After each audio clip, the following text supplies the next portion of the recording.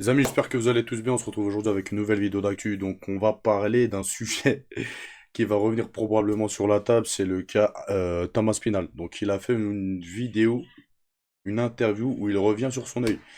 Et vous allez voir qu'il parle d'opération et tout. Mais l'histoire, elle est bizarre. Et moi, je trouve ça chelou. Donc, on va revenir sur ça, les amis. On va parler de Khamzat Chimaev, de Khabib Nurmagomedov. On va parler de... Attendez. Darman Saroukan, Dilia Toupora qui est de retour à l'entraînement. On va parler de Daniel Cormier, les amis. Vous allez voir, il semblerait qu'il soit chaud à affronter John Jones. Je n'en dis pas plus. Bref, on va faire un petit peu le tour de l'actu. On commence tout de suite avec la vidéo, là, comme vous voyez, de Khamzat Chimaev. Les gars, il est actuellement à Dubaï. Donc là, il entraîne sa boxe. On continue, les amis, avec Israël Adesanya. Lors d'une interview, il a expliqué, en fait, que maintenant, la ceinture ne le... Il combattait plus pour la ceinture en fait. Il a dit qu'il en avait deux à la maison et qu'il était content de ça, etc. Et que maintenant il combattait juste pour combattre quoi. Parce que ça le faisait kiffer de combattre, mais il avait plus d'objectif de redevenir champion. Après les gars, peut-être il dit ça parce qu'il sait que la catégorie maintenant elle est trop violente. Et il sait qu'il a vieilli. Et dans ces cas-là, pourquoi continuer à combattre? En ta retraite, ça y est. Ouais, je comprends pas en fait ce genre de combattant qui perdure en fait dans le MMA, etc. Ça, voilà, vous savez, de toute façon, pour ceux qui me suivent, je suis pas trop fan quand tu vieillis, etc. 33, 34 ans, tu prends ta retraite. Max, 34, tu prends ta retraite. Ça fait des années que tu combats, voilà.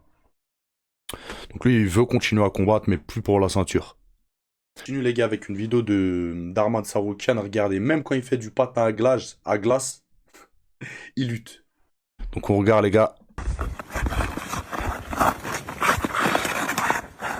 Ils veulent trop la bagarre, la lutte, là. Vous faites du patin à glace, faites du patin à glace. Ils vont faire un foot, ils vont faire la bagarre, ils vont faire je sais pas quoi, la bagarre, tout le temps la bagarre.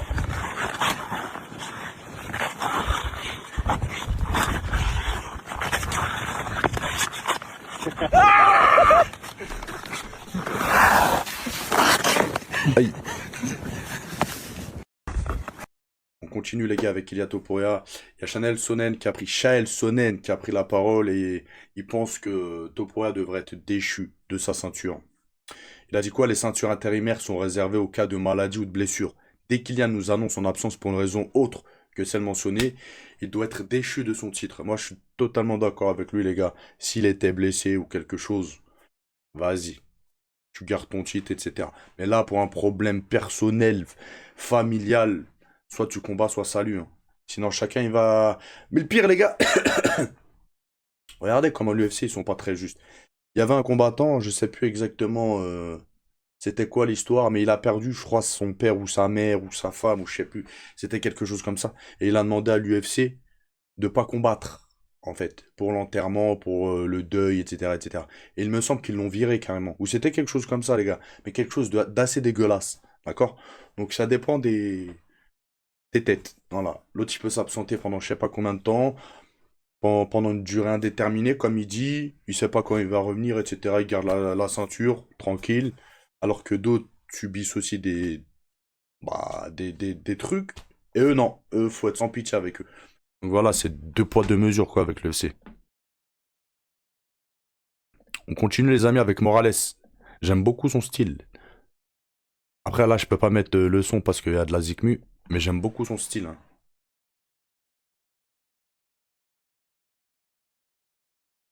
Très athlétique.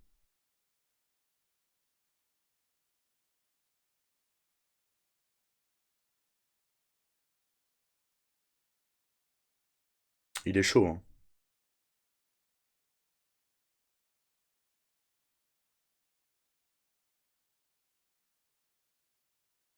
Très bon combattant, hein.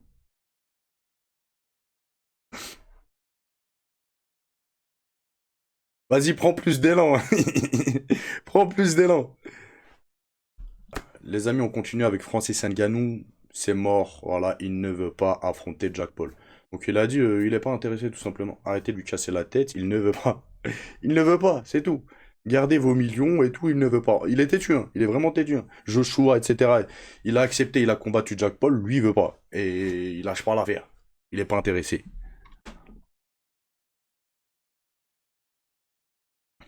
On continue les amis avec un athlète qui est handicapé. Il a un handicap, un gros handicap, c'est qu'il a pas de jambes, il lui manque les jambes. Et c'est John Clark. Donc là, il s'entraîne avec Sterling il y a à peu près plus de 2 ans. Mais je crois le mec, c'est un bon athlète, hein. Je crois qu'il faisait même de la course avec ses bras, etc. Il est chaud, d'accord? Donc là, on va avoir un petit sparring de lui, mais vous allez voir qu'il va affronter un combattant de l'UFC en rap, d'accord? Donc là, on les voit tourner ensemble.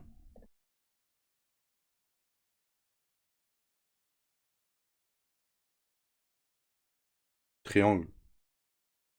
Il a un triangle là. Mais ça, bah,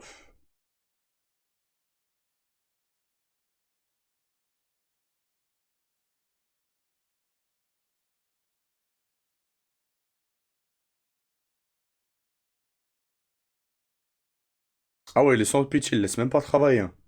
En fait, là, il veut tout tester sur lui ou c'est comment? Laisse-le travailler un peu, wesh. Sterling, il est sans pitié.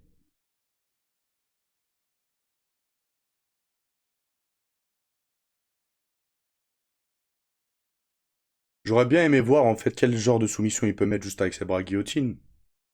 Je sais même pas s'il peut vraiment. Je sais même pas. Ça aurait été intéressant qu'il le laisse travailler pour voir qu'est-ce qu'il peut faire. Et on continue justement avec Walter Walker qui va combattre justement John Clark en grappling, d'accord? Donc connu pour ses clés de talon, Walter Walker affrontera le 13 février en grappling un adversaire sans jambes. Avec l'emoji, je sais pas c'est quoi comme emoji ça. Un défi lancé depuis plusieurs mois par l'athlète américain John Clark. Après, vas-y, pour lui faire un kiff. Franchement, c'est un bonhomme, Walker, en fait. C'est un bonhomme d'accepter, voilà. Il lui fait son kiff. Euh, franchement, ouais, c'est... En fait, c'est une bonne initiative. C'est une bonne... Au début, je me suis dit, ouais, compétition, etc. Mais non, je crois que c'est un fight, juste comme ça, pour le délire. Ouais, non, franchement, il a bien fait. Il a bien fait. Les gars, j'ai fait une vidéo de Cédric Doumbé, là, il y a 2 jours, je crois. Ouais, j'ai fait une vidéo de Cédric Doumbé il y a 2 jours. On voit qu'il est avec plein de footballeurs, Islam Makhachev, des combattants de MMA, etc. Et il a partagé sur son Insta des images, mais j'ai pas capté c'était quoi exactement. Je crois que c'est un truc de foot ou je sais même pas en fait. Et on voit là, il y a aussi Khamzat Chimaev qui est là-bas. Et là, on va voir justement des images rares entre Khamzat Chimaev et Khabib Nurmagomedov. Ils se saluent et ils se font une petite accolade.